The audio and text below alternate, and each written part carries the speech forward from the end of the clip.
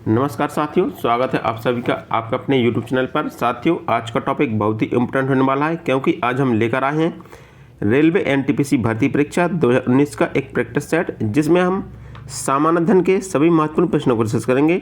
साथियों, यह पेपर 18 फरवरी 2019 को हुआ था, और यह प्रथम पाली का पेपर है। इसमें हम सामान्य अध्ययन के जितने भी प्रश्न होंगे उनको हम डिस्कस करेंगे। साथियों, ये सभी प्रश्न आपकी आगामी परीक्षा railway NTPC, railway group D, Uttar Pradesh police या एसएससी जीडी के लिए अति महत्वपूर्ण होने वाले हैं। चलिए तो हम स्टार्ट करते हैं। साथियों, हमारा पहला क्वेश्चन कहता है कि मानव शरीर का पीएच मान किस श्रेणी के अंतर्गत कार्य करता है। इससे पूछा गया कि जो मानव शरीर का पीएच मान होता है वह किस श्रेणी के अंतर्गत कार्य करता है।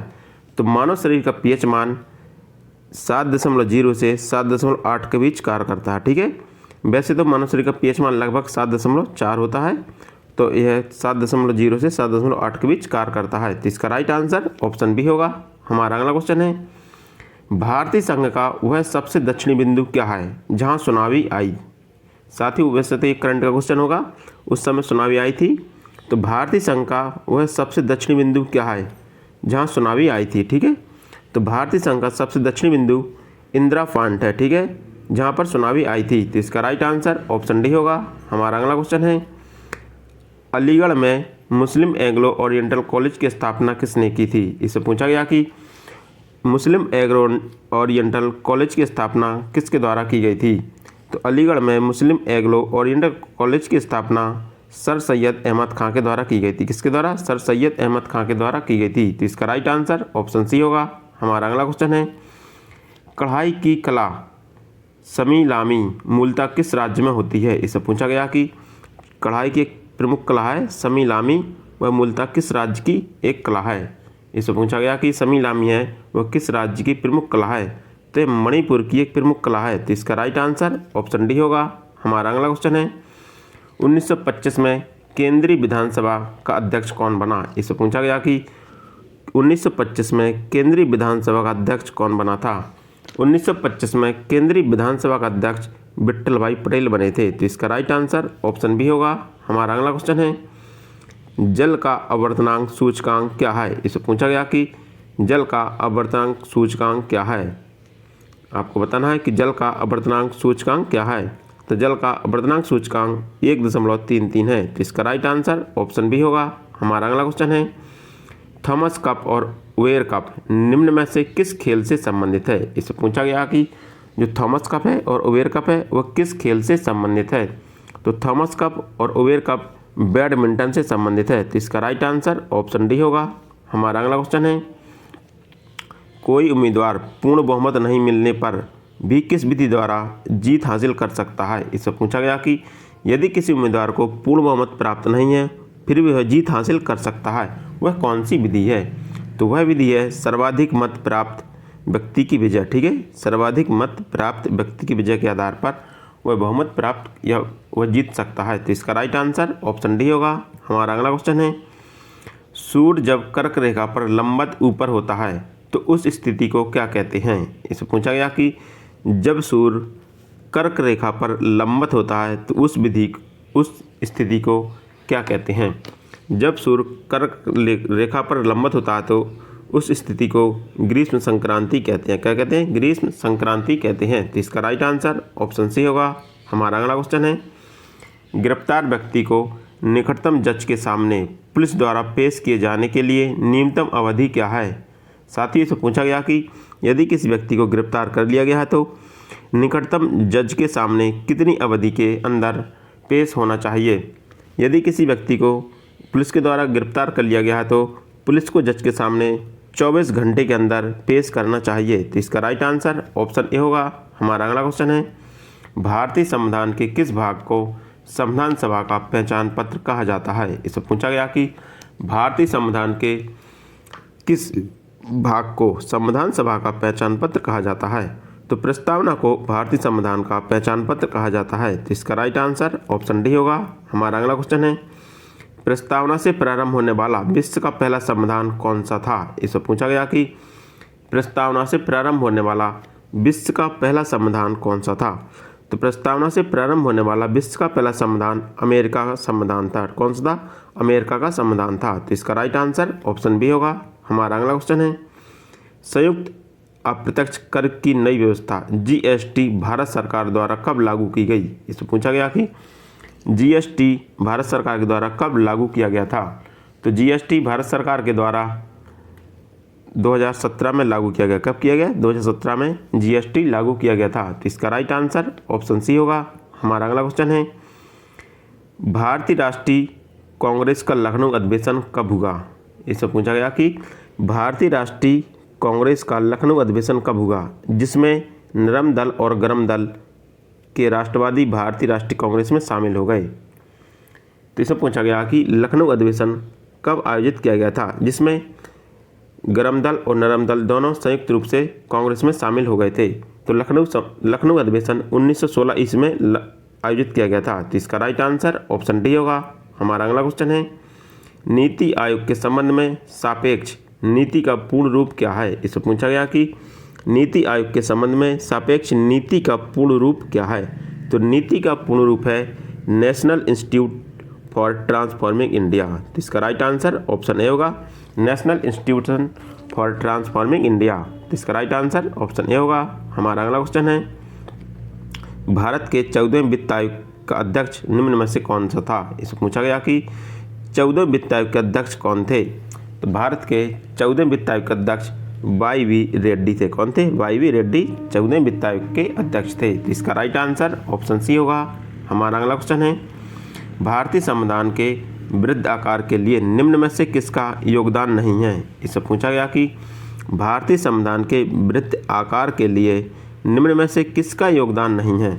तो भारतीय संविधान के वृत्त आकार के लिए स्वास्थ्य कारक का योगदान नहीं है। तो इसका राइट आंसर ऑप्शन डी होगा। हमारा अगला क्वेश्चन है, सेलेनाइट के भीतर चुंबकीय क्षेत्र क्या होगा? इससे पूछा गया कि जो सेलेनाइट है इसके भीतर चुंबकीय क्षेत्र क्या होगा? तो सेलेनाइट के भीतर चुंबकीय क्षेत्र एक समान होगा। कैसा? एक समान चुंबकीय क्षेत्र होगा। तो इसका राइट आंसर ऑप्शन सी होगा। हमारा अगला क्वेश्चन है, निम्न में से कौन सी स्पर्धा स्प्लिटिंग के अंतर्गत आता है? इससे पूछा गया कि कौन सी स्पर्धा जो स्प्लिटिंग के अंतर्गत आता है? तो स्प्लिटिंग के अंतर्गत 100 मीटर की दौड़ है, जो 100 मीटर की दौड़ है जो स्प्लिटिंग के अंतर्गत आती है। तो इसका राइट आंसर ऑप्शन ए होगा। हमारा अगला क्वेश्चन है, पंपास घास भूमि कहाँ पाई जाती है? इससे पूछा गया कि पंपास घास की भूमि है, पंपास घास के मैदान है, वो कहाँ पर पाए जाते हैं? तो पंपास घास के मैदान अर्जेंटीना में पाए जाते हैं। कहाँ पर? अर्जेंटीना में पाए जाते हैं। तो इसका राइट आंसर ऑप्शन ए होगा। हमारा अगला क्वेश्चन है, प्रकाश संश्लेषण की क्रिया द्वारा अपना भोजन बनाने वाले सभी हरे पौधे और जीवाणुओं को किस वर्ग के अंतर्गत रखा जाता है? इससे पूछा गया कि प्रकाश संश्लेषण की क्रिया के द्वारा भोजन बनाने वाले सभी हरे पौधे और जीवाणुओं को किस श्रेणी के अंतर्गत रखा जाता है? तो उनको उत्पादक श्रेणी के अंतर्गत रखा जाता है। जो हरे पौधे होते हैं वो उत्पादक कहलाते हैं। जिसका राइट आंसर ऑप्शन ए होगा। हमारा अगला क्वेश्चन है, ब्लू पॉटरी के हस्तलिपि का उद्भव मूलतः कहाँ हुआ? इससे पूछा गया कि ब्लू पॉटरी का उद्भव मूलतः कहाँ हुआ है? तो ब्लू पॉटरी का उद्भव जयपुर में हुआ है। कहाँ पर? जयपुर में ब्लू पॉटरी का उद्भव हुआ है। तो इसका राइट आंसर ऑप्शन डी होगा। हमारा अगला क्वेश्चन है, हिस्पर हिमनद निम्न में से किस पर्वत श्रेणी में स्थित है? इससे पूछा गया है जो हिस्पर हिमनद है वह किस श्रेणी में स्थित है? तो हिस्पर हिमनद कराकोरम पर्वत श्रेणी में स्थित है। कहाँ पर? कराकोरम पर्वत श्रेणी में स्थित है हिस्पर हिमनद। तो इसका राइट आंसर ऑप्शन सी होगा। हमारा अगला क्वेश्चन है, शरीर का बाह्य वातावरण से ऑक्सीजन ग्रहण करने की प्रक्रिया क्या कहलाती है? शरीर से बाह्य वातावरण से ऑक्सीजन ग्रहण करने की प्रक्रिया क्या कहलाती है? तो शरीर के बाह्य वातावरण से ऑक्सीजन ग्रहण करने की क्रिया श्वसन कहलाती है। क्या? श्वसन कहलाती है। तो इसका राइट आंसर ऑप्शन सी होगा। हमारा अगला क्वेश्चन है, भारतीय संविधान सभा को हिंदू संस्था किसने कहा था? इसमें पूछा गया है कि जो भारतीय संविधान सभा थी उसको हिंदू संस्था किसके द्वारा कहा गया था? तो भारतीय संविधान सभा को हिंदू संस्था लॉर्ड विस्काउंट साइमन के द्वारा कहा गया था। किसके द्वारा? लॉर्ड विस्काउंट साइमन के द्वारा हिंदू सभा कहा गया था? तो इसका राइट आंसर ऑप्शन डी होगा। हमारा अगला क्वेश्चन है, आज़ादी की लड़ाई के समय भारत माता का चित्र बनाने के लिए किसे जाना जाता है? इससे पूछा गया कि आज़ादी के समय भारत माता का चित्र किसके द्वारा बनाया गया था? तो भारत माता का चित्र अवनींद्रनाथ घोष के द्वारा बनाया गया था। किसके द्वारा? अवनींद्रनाथ घोष के द्वारा, अवनींद्रनाथ टैगोर के द्वारा भारत माता का चित्र बनाया गया था। तो इसका राइट आंसर ऑप्शन बी होगा। हमारा अगला क्वेश्चन है, भारत में कुल कितने निर्वाचन क्षेत्र हैं? इससे पूछा गया कि भारत में कुल कितने निर्वाचन क्षेत्र हैं? तो भारत में कुल 543 निर्वाचन क्षेत्र है। कितने? 543 निर्वाचन क्षेत्र हैं। तो इसका राइट आंसर ऑप्शन ए होगा। हमारा अगला क्वेश्चन है, भिलाई स्टील प्लांट है निम्न में से किस भारतीय राज्य में स्थित है? आपको बताना है कि जो भिलाई स्टील प्लांट है वो किस भारतीय राज्य में स्थित है। तो भिलाई स्टील प्लांट छत्तीसगढ़ राज्य में स्थित है। कहाँ पर? छत्तीसगढ़ राज्य में स्थित है। तो इसका राइट आंसर ऑप्शन डी होगा। हमारा अगला क्वेश्चन है, निम्न में से कौन सा खेल विंटर ओलंपिक खेल का भाग है? इससे पूछा गया कि कौन सा खेल है जो विंटर ओलंपिक खेल का भाग है? तो विंटर ओलंपिक खेल का भाग क्रॉस कंट्री स्कीइंग है। कौन सा? क्रॉस कंट्री स्कीइंग है। तो इसका राइट आंसर ऑप्शन सी होगा। हमारा अगला क्वेश्चन है, भारत ने 2011 के क्रिकेट विश्व कप में पुरुष वर्ग में किस देश को फाइनल में हराया था? ठीक है, इसमें पूछा गया कि 2011 का जो विश्व कप है वो किस देश को हराकर भारत ने जीता था। ठीक है, तो 2011 में श्रीलंका को हराकर भारत ने विश्व कप जीता था। तो इसका राइट आंसर ऑप्शन डी होगा। हमारा अगला क्वेश्चन है, कबड्डी के खेल से संबंधित निम्न में से किस क्रिया को खेल के नियम का उल्लंघन माना जाता है? इससे पूछा गया कि कबड्डी के खेल से संबंधित निम्न में से किस क्रिया को या किस नियम को खेल के नियम का उल्लंघन माना जाता है? तो टो टच की क्रिया को खेल का उल्लंघन माना जाता है। तो इसका राइट आंसर ऑप्शन बी होगा। हमारा अगला क्वेश्चन है, कृषि गणना 2010 और 11 के अनुसार भारत में औसतन भूजोत का आकार कितना है? इससे पूछा गया कि कृषि गणना 2010 और 11 के अनुसार भारत में औसतन भूजोत का आकार कितना है? तो भारत में भूजोत का आकार 1.15 हेक्टेयर है। कितना? 1.15 हेक्टेयर है। तो इसका राइट आंसर ऑप्शन सी होगा। हमारा अगला क्वेश्चन है, भारतीय संविधान की कौन सी विशेषता संयुक्त राज्य अमेरिका के संविधान से ली गई है? इससे पूछा गया कि भारतीय संविधान की कौन सी विशेषता है जो संयुक्त राज्य अमेरिका के संविधान से ली गई थी?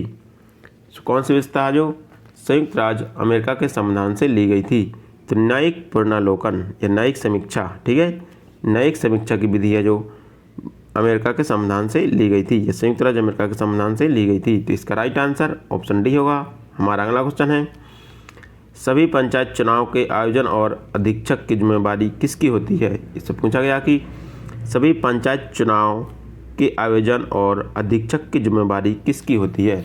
तो सभी पंचायत चुनाव और आयोजन के अधीक्षक की जिम्मेदारी राज्य निर्वाचन आयोग की होती है। किसकी? राज्य निर्वाचन आयोग की होती है। तो इसका राइट आंसर ऑप्शन बी होगा। हमारा अगला क्वेश्चन है, सारगैसो सागर कहाँ स्थित है? इससे पूछा गया कि जो सारगैसो सागर है वो कहाँ पर स्थित है? तो सारगैसो सागर अटलांटिक महासागर में स्थित है। कहाँ पर? अटलांटिक महासागर में सारगैसो सागर स्थित है। तो इसका राइट आंसर ऑप्शन डी होगा। हमारा अगला क्वेश्चन है, जेट धाराएं पृथ्वी के वायुमंडल में किस परत में पाई जाती हैं? इससे पूछा गया कि जो जेट धाराएं हैं वो पृथ्वी के वायुमंडल के किस परत में पाई जाती हैं? तो जेट धाराएं पृथ्वी के क्षोभ मंडल में पाई जाती है। कहाँ पर? जो जेट धाराएं हैं वो पृथ्वी के क्षोभ मंडल में पाई जाती हैं। तो इसका राइट आंसर ऑप्शन डी होगा।